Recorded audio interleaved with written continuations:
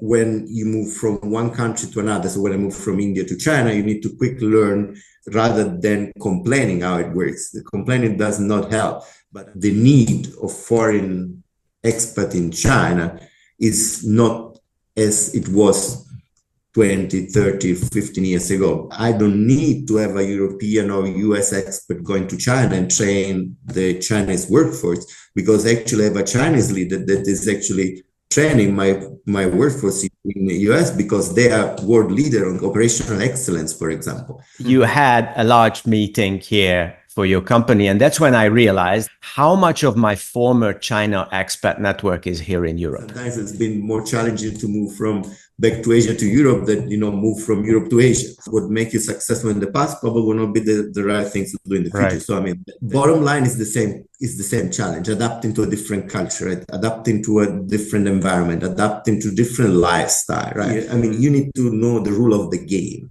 and you need to be quickly to adapt of the rule of the game, otherwise you're out of the game. Hello, everybody. I would like to welcome everybody who watches the video, and I would like to very warmly welcome Angelo Puglisi, who was one of the Dragon Suits that I interviewed for the book Dragon Suit. He is a genuine Asia, I would say veteran, although you will correct me if you don't like that word, since you spent many years in more than one Asian country, including China, in Shanghai, where we met. And we are going to talk about not only what happened at the time of the interview in Dragon Suit, but also what happened to you since the interview and how the China experience helped you. So instead of me introducing you, I would like to ask you, just for the sake of those who are not very familiar with the book yet, what did you do at the time when I interviewed you for Dragon Suit, and what happened to you since then? Hey, so first of all, Gabor, thank you for having me with you today and hosting your YouTube video. And hi, everybody. So my name is Angelo, as you say, I'm Italian.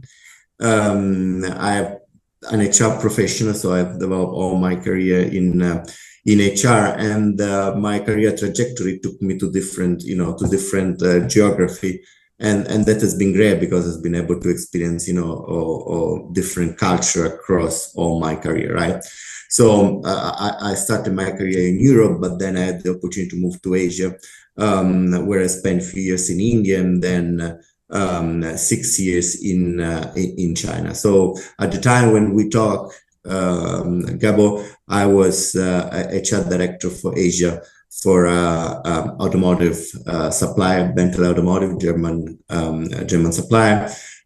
After Asia, so after the experience in China, I moved back to Europe, and today I'm based out of Germany, but I have a global role as a global VP of HR for an American tier 1 automotive supplier, BorgWarner. So continuing my career in HR, today on a global role. Right. Thank you very much. So there are a couple of things to unpack here. First of all, is that because you are in automotive, where it is all happening in China, both the good and the bad. So the revolutionary technological changes. You can share a little bit with us if you want to, like how is China influencing your business? Also all the trade wars, all the difficulties, all the fears. I think a lot of them are connected to the automotive industry. So anybody who just even reads, let's say, your LinkedIn profile and sees your industry and your position, I'm going to understand it. But there are two very interesting angles that you brought to Dragon Suit at the time. So one of them is that you were, and you still are, in a senior HR position. So the experience you're sharing with us doesn't just come from your personal expat experience, Dragon Suit experience, but also from the experience of the thousands of people for whose career you are responsible and whose career you are helping. The other very interesting angle was that you relocated to China, not from Europe, not from your home culture, but from India. And in the book, you are mentioning lots of things, very interesting experiences about the transitioning. So how expats live differently. I think you were in Pune, if I remember correctly, how the expat community was smaller there. And then in Shanghai, the expats, the friends, the colleagues were more farther away from each other. How much faster and more flexible, how much more energized the work environment was in China. And you described the, how do you say, the challenges, but ultimately a very positive experience of relocating from India to China. How did it play out when you relocated from China back to Europe? So yeah, a lot of good question, Gabor. Let me start with from what you asked at the beginning. Yeah, China is always a focal point in the automotive market. So it's one of the main automotive market in the world. So always play an important role for any automotive business, right? So we look at China very closely, and as you said, the automotive business is changing. Actually, my company is working on the powertrain, so it's what is at the center of the transformation today. So definitely we observe and can witness how the market is changing. And China is driving the change, right? So China is the first market that is invested heavily on electrification. And is the market is today, we see that this allowed China to be in a market leader position, and many of the Chinese OEM that over the year are today market leaders on this technology. So let me say, versus a situation that I can talk decades ago, now the situation has really changed, right? And you can say you can see how the know-how transfer between global OEM to Chinese OEM has happened over the past decade, and today, especially on the electrification world, the Chinese OEM can be also ahead of some of the global and US or European OEM, right? So we are playing in a different market with the different technologies, let me say, dictating different rule, right? So very fascinating, very fascinating, and it's very interesting to see how this will keep developing, and companies are trying to tune their strategies to be successful in this new scenario, in this new world. So definitely if you ask me when I was in China versus today, completely different picture, completely different situation. So it's the challenge, I guess, an expat, if you're not connect with the expat. At my time, we are talking about 2010, 2016. When I was there to today, there are different challenges, starting from the business. So the business that they're leading, if we talk about automotive, is a different business that was in the past, right?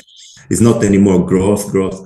It's a different business. It's actually also there is a different competitors. There is a different level of competition from local. Both supplier and OEM is definitely a different business today. Yeah, so you asked me about also my experience in China, how that coming from India, that came now going back to Europe. It's been always, I mean, as I say, I mean, it's been an exciting journey. Absolutely. I mean, definitely moving from India to China has been a great learning for me.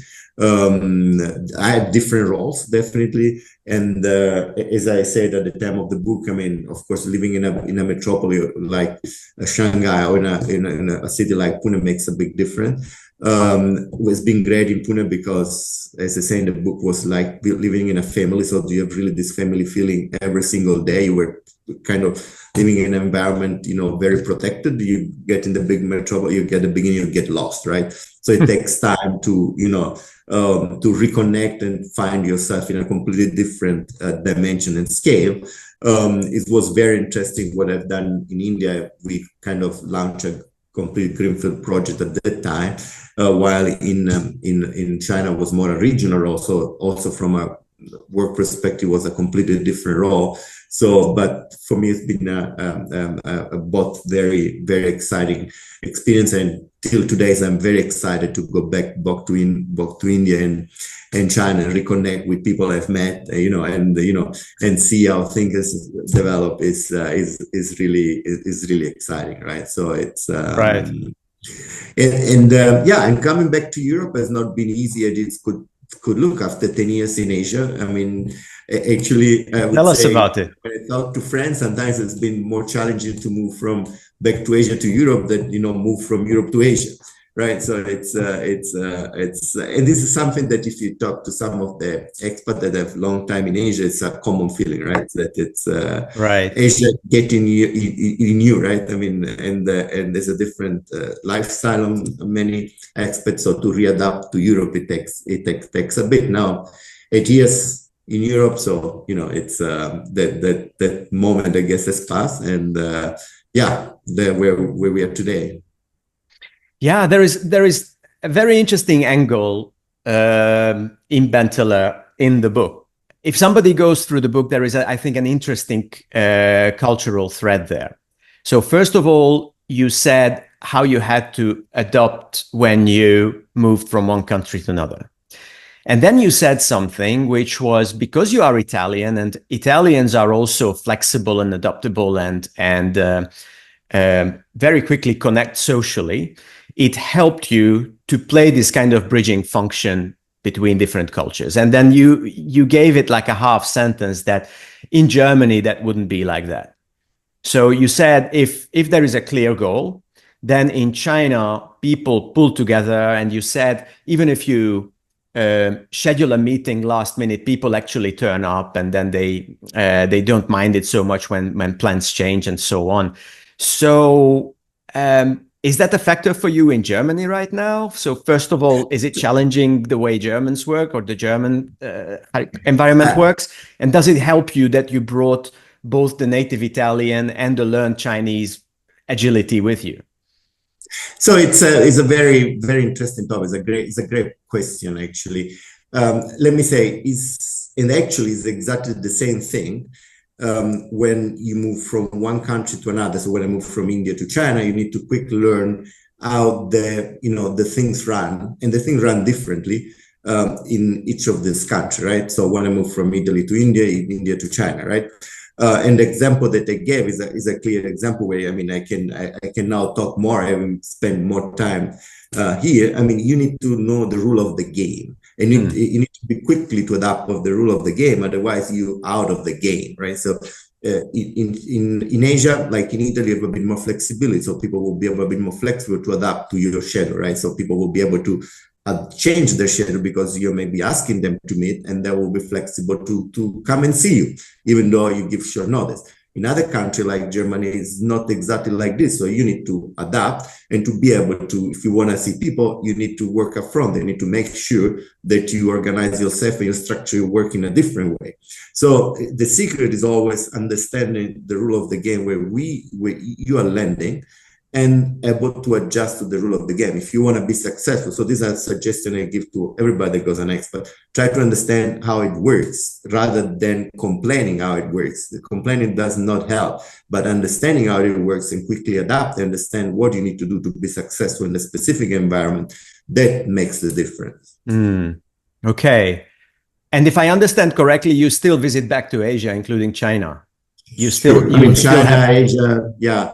Is part of, today I have a global responsibility, and Asia is a large part. So I have, of course, typically automotive, relative geography, North and South America, Asia, Europe, right? So yes. Okay. So one of the issues that we talked about when we did the interview for the book is management localization. And obviously one of the examples from your firm in the book is an issue of management localization. And I interviewed one of your Chinese managers. Now, once recently we met in Budapest because you had a large meeting here for your company. And that's when I realized, in one of the meetings, when I realized how much of my former China expat network is here in Europe, which begs the question, is management localization mean that not so many expats that are there in China, is it helpful or maybe challenging for the headquarters and non-Chinese entities keeping in touch with China? Or perhaps do you even have an increasing number of Chinese managers here in Europe who, just like former dragon suits like yourself, help colleagues here in Europe understand China a little bit better? Yeah, I mean, that's again another great point, I guess, here that helped me to explore this, and give some input here. So definitely is your experience, right? You build up on your experience. So everything that you do in your career help on you, what you're doing today, right? So in my global role today, it definitely helped that I spent 10 years in Asia when I connect back with Asia, right? So that is something that stays with you. I mean, Asia is actually the region that I think is changing faster. So it's not the same Asia that I experienced, but still having spent 10 years there to understand today even the change that they are going through, right? So that is something that definitely stays with you. So again, I mean, if it's something, I mean, sharing with the audience, I mean, if you have the chance, do it, because I mean, it's something that will really help you later, whatever you are doing, right? So that's something that for me is important. It's important to share. I mean, expat. I mean, I want to give maybe this perspective here. I think over time, the need of foreign expat in China is not as it was 20, 30, 15 years ago. Why? Right. Because over time, the businesses develop. Today, I have to say, in some areas, China is leading. So I don't need to have a European or US expert going to China and train the Chinese workforce, because actually I have a Chinese leader that is actually training my workforce in Europe and in the US, because they are world leader on certain, let me think, operational excellence, for example, that 20 years ago was unthinkable. So we were bringing all the tool, the processes, the know-how. Today, actually, in some area, I'm doing the other way around. So do I need an expat now in China? No, because actually I need the Chinese person that is able to develop and train my people outside China. So what I'm saying that, I mean, over time, the know-how is really, it's a different level in Asia, especially in China. So the need for me to have an expat on a certain role is not as big, right, as it was before. Still, we have some expat in some role, like I have some Chinese expat in Europe or US on some critical role too. So it's become more eye-on-eye relation, let me say, between China and the rest of the world versus 15, 20 years ago, where it was more, we needed know-how to develop the business in China, right? Today, I mean, that development has happened actually successful. Right. And today is more an eye-on-eye relationship. So, since most of the people who are watching us are not experts in this, could you give us a specific example where this technological gap has disappeared or even reversed, specifically from your business? Right. I mean, let me make it simple. I mean, we're a manufacturing business, so we run operation, we run plants, right?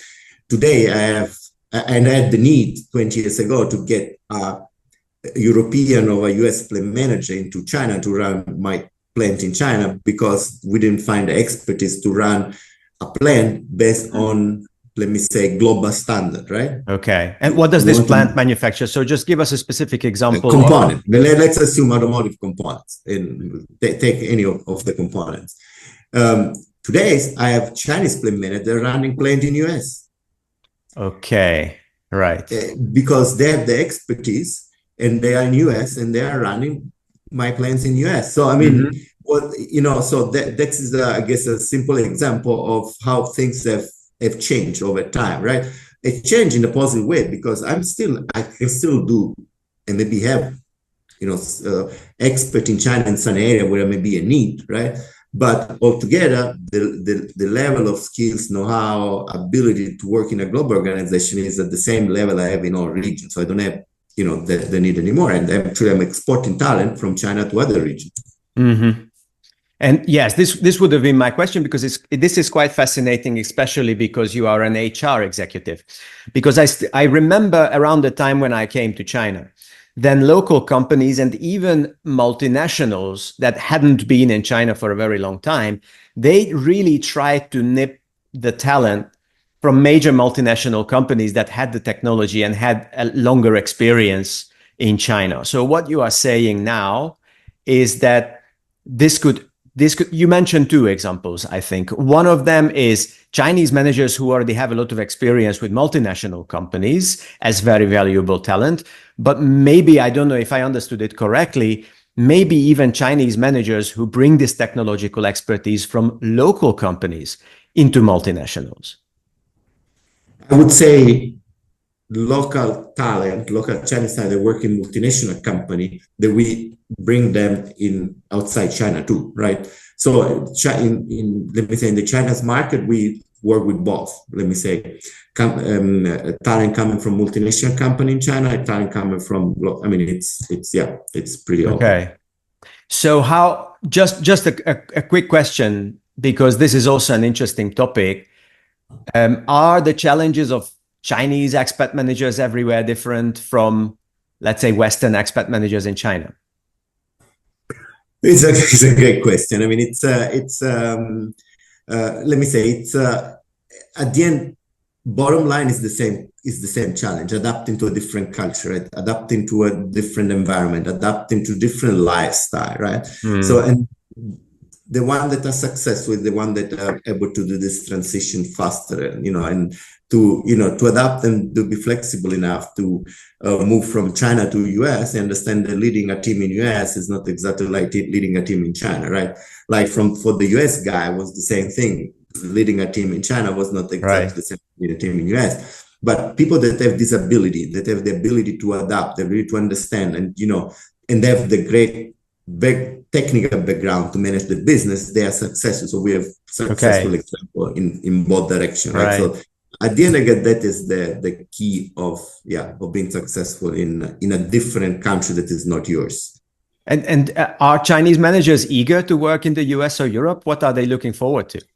Absolutely. I mean, on that side, I don't see a big difference between a Chinese leader and a European, or a US leader. I mean, there is the interest of, experience something for your career development, right? So if that is great for your career development, people go for it, right? So there is absolutely open mind for that. Yeah. Okay. So it's great for their career, just like China can boost a Western expat career. Absolutely. There is one thing that I would like to ask you about. You can share with us your own take on it. Is that if you go online and if you read business news, or if you read LinkedIn, there is a fairly strong pressure on executives who deal between East and West to take sides in this kind of geopolitical confrontation. So, we don't call it a trade revolution or technological revolution. We call it a trade war or a technological war. So it already suggests something to us. And my experience is, and this is why I'm advocating what I am advocating in my books and in my videos, is that people who have first-hand experience with China, they have a tendency to be less scared and less judgmental about what's happening in China. So especially because in your company, Western and Chinese managers work together on a very high level, how is the mood among them when they go online and they read, all these kind of very polarized things of China taking over, Europe falling behind? Let me say, it's not a geopolitical issue at this point of time, at least. It's more a business that has evolved. In today's, the biggest challenge for an international company operating in China is that our Chinese competitors have developed. They've done a great job in the last 10, 15 years, and now they have same technological capability that we brought. So the advantage that we had in the past was that we had the technology, we had the know-how, and without them, so you had what we call a product leadership. You had a product leadership. So you were key for a Chinese OEM or for a global OEM working in China, because only you had that kind of technology, that kind of know-how. Today, you have local competitors that have the same technology know-how. So it's actually a business challenge. First of all, we can now build around that and call it geopolitical, but it's actually, first of all, a business challenge. Those guys done a great job, and today they pose a a challenge to you because they have been able to achieve your technological level. And All right. now your product leadership is not there anymore.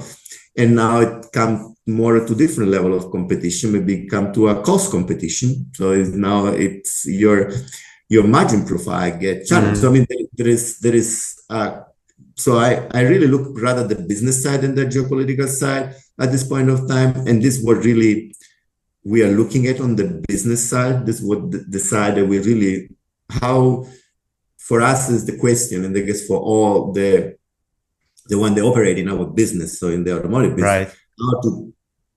China is the biggest single market in the world from automotive. So how you want to keep continuing to be relevant and to be successful in a market that is critical for your global business? That is the question. So, and that means you need to tune and adjust your strategy. I mean, what brought you there will not take you forward. I mean, so I mean, what would make you successful in the past probably will not be the right things to do in the future. So I mean, it is a challenge, but it's fascinating, right? So it's evolving business. And if there is a way to summarize that briefly and simply, how do your managers approach this? So as an HR leader, you work with people who are promoted into a position where they have to deal with China or Asia, or maybe even sent to China or Asia. So what do you hear from them when you asked the question? So how do you approach this from a position of a Europe that used to be the product leader, and now Europe has to compete with China in a different way? How do your managers approach this? What do they roll up their sleeves and decide to do? We don't. I mean, let me maybe clarify this point. It's not. We don't compete from Europe to China. We compete in China for China. All right. Right. So we are in China, and we compete in China with our Chinese competitors. So we are really, and this maybe is one of the key points. I mean, the business today is very regionalized. So it's our company in China compete in China. So it's very from that point. I don't have a European competing with China, so that's not the case. Of course, you don't have to give away any strategic secrets, but let's say it's kind of a journalistic question. European automotive companies, where can they compete in China with China? What is the obvious advantage in this new situation? Right. This is exactly the right. I mean, what you're asking is the right question. So me or whoever has a business in China and want to be successful in the Chinese market, because this is what we are talking about, be successful in the Chinese market, what do you need to do to be successful and relevant in the Chinese market, right? And I mean, the answer is not changed too much versus the past. And it's been always, I mean, in our business, mainly one, and it's speed. That is somehow is not a secret. It's something that is every consultant you will ask to say, you want to successful in China, you need to be faster. Right. The time to market is different than in Europe or in US. So, and somehow as US or European company in China, operating in China, you guys don't have the same speed that the Chinese competitor will have, right? So that is the single biggest things that I guess will make the difference between let me say Western, so it can be North American or European, but I would say probably also Japanese competitors operating in China versus local Chinese, let me say a Geely or the speed that would make the difference. They are faster than we are, so that's where we need to catch up. You're not saying this because you saw that 5-step diagram that I share in my Dragon Suit workshop, right? That actually you're talking right into my ballpark. Yeah. Out of these 5 steps that I share in my Dragon Suit workshop, the first and most basic step is speed. Yeah. I perfectly agree with you. And in my experience, that's where most European companies fail. Even before they can flaunt their technological expertise or build relationships, it's already too late. That's right. It's exactly the point. Listen, we went through the four question that we wanted to discuss today. I would like to give you one more question, which is, which is we can even leave it out of the recording if we want to, but sometimes we do something which is called tool tip. So you, as an experienced executive with Asian markets, let's say somebody who is watching us steps into a leadership role where they have to negotiate with China or work with China or even move to China. Where would you send them? What is any kind of resource, a book, a video, whatever else, or even just a habit, something that you think they must do to start understanding what China or Asia is going to require them to do as leaders? Would you have any tip? Let's say a leader who was recently promoted into such a position.